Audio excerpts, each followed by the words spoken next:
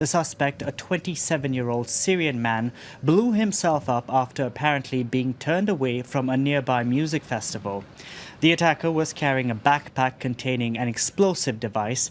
The Bavarian interior minister says he had been denied asylum in Germany 1 year ago and had tried to commit suicide twice. Earlier, I spoke to our Berlin correspondent Jessica Salz for the latest.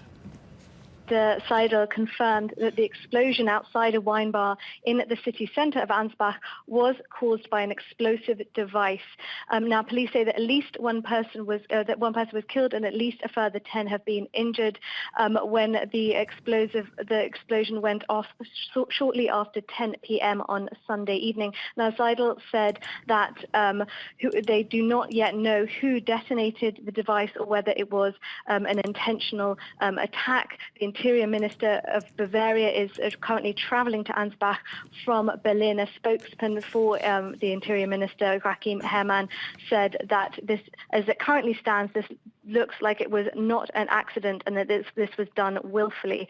Now, Ansbach is a small city of just 40,000 inhabitants, about 40 kilometres southwest of Nuremberg, and the city centre is currently really on lockdown. Police and special police units have come in and cordoned off the entire city centre. They've taken over the city hall, which they've turned into a control room where they're gathering information. Of course, they are at the moment investigating what exactly happened, who in fact detonated this device, whether there are further perhaps perpetrators out there, who these explosives belong to, and of course finding out whether the city is safe at the moment, whether there are perhaps further explosive devices out there. So they've cordoned off the entire city centre. A music festival was underway nearby at the time, and that was stopped soon after the explosion by police, and the 2,500 people attending were evacuated. They were told by police to leave in an orderly manner and not panic.